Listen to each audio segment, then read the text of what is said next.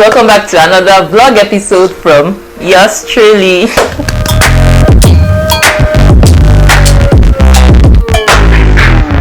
It's been a while, guys, because I don't think I shared the vlog episode last month. The week I was supposed to share one, I think that was the week we were talking about how to make a waist snatch dress with a bow detail. That waist snatch dress with bow detail, I think, if I remember correctly. So if you haven't yet seen that video, you can check out the link right on top of your screen, or if you would like to check it out at a later time, you can check for the link in the description box down below. So what are we discussing and talking about today? That would be imposter syndrome and how it affects us fashion designers or tailors. It's something I've extensively talked about before on my blog, and you all know I have a blog for introverted people like myself where I share self-improvement tips on how to overcome fear and live the life of your dreams. If you haven't yet heard about that blog before, it's like if you're hearing about it for the first time, the blog website, the link to the blog website is right on top of your screen, or you can check it out in the description box if you would like to check that out later. There's also an Instagram page attached to that blog. The link to that is also in the description box down below, so you can follow me right on that Instagram page and check out what more I have on that page. Now, what is imposter syndrome? Let's ask the almighty Google, and this article is from verywellmind.com, and it says imposter syndrome refers to an internal experience of believing that you are not as competent as others perceive you to be. Now, to put it simply, according to verywellmind.com, imposter syndrome is the experience of feeling like a phony. You feel as though at any moment you are going to be found out as a fraud, like you don't belong where you are, and you can only get there, or you only got there through dumb luck. Food for thought. Do you ever doubt your strengths or capabilities? Do you ever feel like you don't know what you know, or other people know the same things you know, so therefore the things you know are not that special? Do you sometimes feel like a fraud and get anxious over getting caught?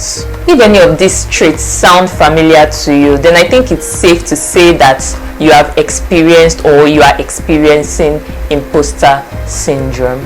It's something a lot of creatives and even high achievers go through, so it's not something you need to put yourself down over, because it's not peculiar to only you. It's something I have also experienced, because I sometimes doubt myself too. I'll design something beautiful and exquisite, and same me, while still holding my pencil, I'll start asking myself questions like, Mayowa, are you sure you came up with this? Are you sure it's not somebody else that designed or sketched this thing? Or I even tell myself it's not so special and anybody else can come up with this design I've also just designed, thereby denying myself the satisfaction and the joy I'm supposed to feel from the work that I've just done.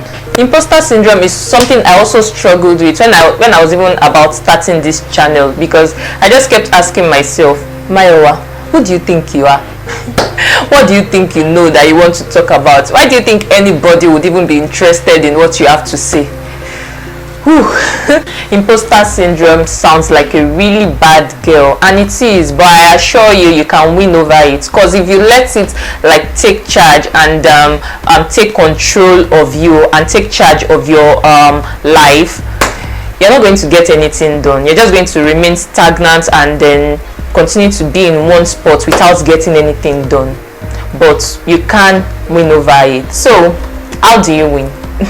Number one, so you first need to acknowledge whatever it is you are going through. That is, whatever feeling, whatever thoughts, whatever emotions you are feeling, let yourself acknowledge it. Don't deny it. If you have to write it down somewhere. So the point is that once you allow yourself feel those emotions, you can even get, that is where at that point you can get to the root cause of what is causing you to feel what you are feeling, what is making you feel like a fraud, or what internalized thing did you go through in the past, or something that is making you feel what you are feeling. It's a part of reflection, so you just have to reflect and allow yourself feel what you are feeling. If you have like a close family member or a close friend that you can discuss that with, and if you feel comfortable enough to discuss it with them, you can share it with that person, because it reduces the power that feeling has over you when you share your thoughts with someone else. It reduces the strength and the power that whatever it is you are feeling has over you, and chances are that the person that you even told, that even shared this emotion or this feeling with, would have experienced something like that before, and would even be able to give you pointers of things they did to win over it. And yeah, as the saying also goes, a problem shared is a problem half solved. So yeah, if you're able to share it, and if you feel comfortable enough, it brings down that power that power imposter syndrome has over you. And then you also get to feel the comfort of not being alone in that struggle. Number 2, do it afraid. I talked about all of the challenges I faced when I was about starting this channel, and how I doubted myself and all of that, but I didn't let that stop me. I still went ahead to continue. I still went ahead to record my first video, and if you check out my very first video, that is the video I talked about why I started my YouTube channel, you would see me communicating some of my fears about starting the channel with you guys. So if you want to check that out, you can also check that out by checking the link right above your screen. So yeah, it's been 1 year and a few months thereabouts since I started this channel, and I keep going stronger every day and every day. So yeah, I did it afraid. I did it while struggling with all of those symptoms of imposter syndrome. So what is that thing you want to do? Is it a sewing project or a design that you are working that, or you're thinking of working on, and you have been too scared to even try, or you are even doubting yourself about executing it perfectly? I want you to push and simply go for it. Whether you are feeling like a fraud, or you are getting anxious about the perfectionism of the project you want to work on, whatever it is, even if you are feeling incompetent, just do it. Just go for it. Do it afraid, do it scared. Whether you feel like you don't belong, just ignore those feelings and just push and go for it. And I assure you, you would thank yourself, you would appreciate yourself for just going after it and just doing it without letting fear or imposter syndrome hold you back. And these are all the things that have worked for me, and I hope they work for you too, just as they did for me, so we can send imposter syndrome back to the trenches where it belongs. And that's it for today, guys. Don't forget to tap the subscribe button and tap the like button if you found today's tutorial helpful. You can also turn on the notifications bell right beside the subscribe button, just so you don't miss my videos, any new videos I post, like when I post my new videos, just so you don't miss them. I'll see you in my next video. Bye.